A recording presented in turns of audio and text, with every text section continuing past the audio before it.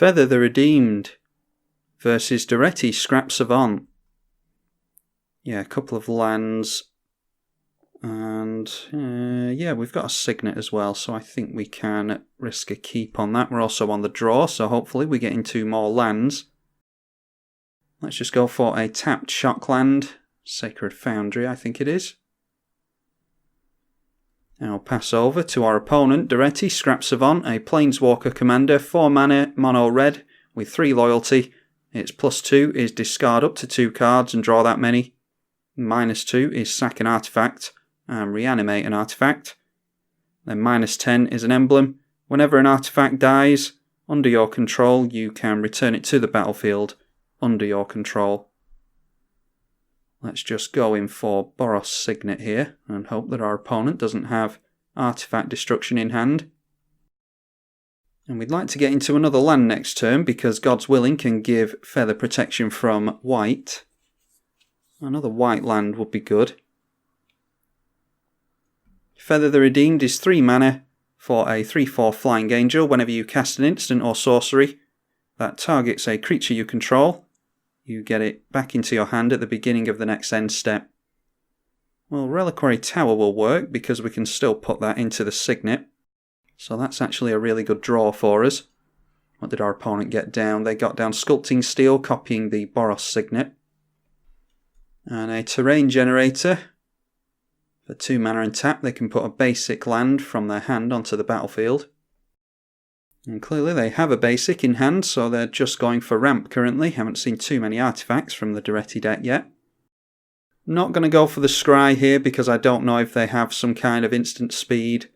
Well, what could they have for 2 mana in red that would deal 4 damage? I don't think... Well, we'll soon find out if they have any. Oh, and I went through to the end step as well, so that's a mistake anyway. Should have done that during the main phase. Well, we'll get a Scry at least. We'll give Pro Red. We're at least seeing that our opponent doesn't have any instant speed burn that can get rid of Feather. Mana Crypt can go on the top. We'll play Mana Crypt. And now we're actually in a pretty good position to go for the Aurelia's Fury Lock. But how much fun is that? I think we just go for Monastery Mentor here. And then how about Open the Armory as well? And I think going for Champion's Helm is good. That will be hexproof and +2/+2. The Jitte, I don't know how much use that's going to be during this game because Daretti doesn't tend to get a heap of little weenies into play that we want to minus down with the Jitte. So for the same amount of mana, I think I'd rather get Hexproof onto Feather. Then we get that God's Willing back into hand, so luckily that mistake previously didn't hurt us too much. Our Daretti opponent is up to 7 mana. And there's Thopter Assembly. Can we do anything about a Thopter Assembly? Don't think we can, you know. Now what we could do at our end step is go for Otherworldly Journey onto the Thopter Assembly. And then it won't come back until our opponent's end step, because that triggers at the next end step. Let's go for a Scry onto Feather, and we'll do it during the main phase this time. Double Cleave will kill the Thopter Assembly, won't it? Yeah, we'll put that on top of our library. That's a really valuable card to us. I don't exactly know what we're going to go for. We could just play and equip the Champion's Helm. 1, 2, 3, 4, and then we've got Double Cleave if our opponent decides to block with the Thopter Assembly, which they shouldn't do because they'll lose it.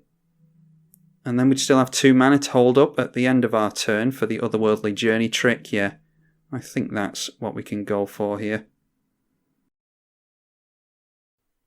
And it's +2/+2 and hexproof onto our commander.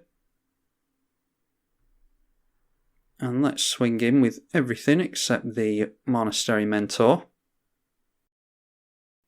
Oh, and what we could do is give the monk double strike, couldn't we?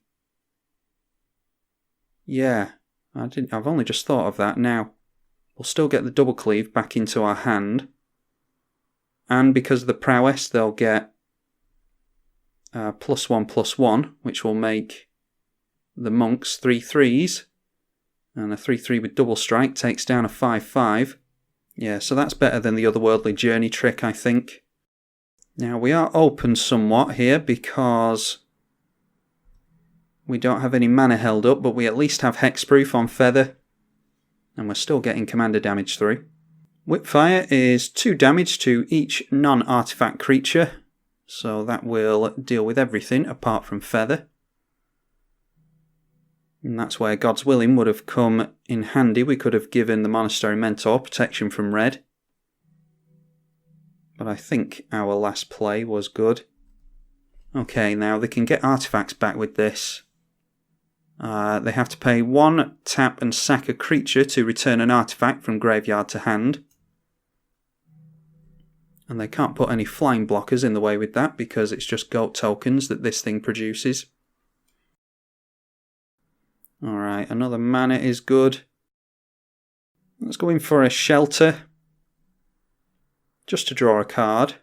Give protection from blue.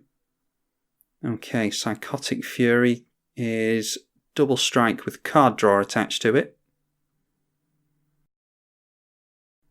So let's go for the Psychotic Fury.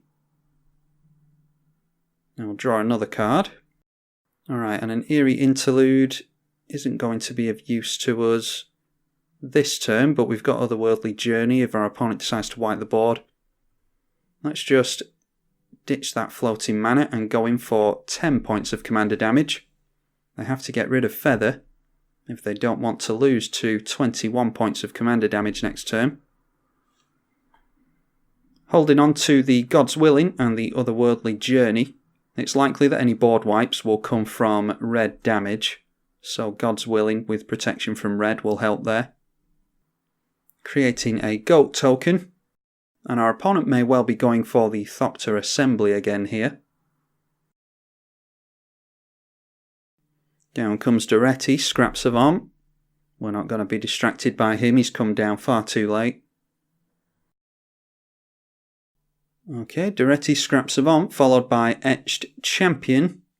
That has protection from all colours, so I think Daretti can still sacrifice it because the sacrifice doesn't target, does it? So they could sacrifice an artifact here to bring the Thopter Assembly back. And that will be a blocker in the way of Feather, but what we can do, at the end of our opponent's turn, we can go for Otherworldly Journey to get the fly-in blocker out of the way. Or we could just tap it down with Eurelia's Fury. And using the Trading Post to gain 4 life. And they're going after the Platinum Angel. You can't lose the game and your opponents can't win it. I didn't see the Platinum Angel get into the graveyard actually. And they sacrifice the Sculpting Steel Boros Signet to do that. So what we're going to do here is wait for the end step, and then we've got a turn to have the Platinum Angel out of our way. Thanks to Otherworldly Journey, it will come back into play with a plus counter. It will come back into play during our turn at the beginning of our end step, but hopefully our opponent isn't going to see our end step. We just swing in for lethal on our opponent, and that is over 21 points of commander damage.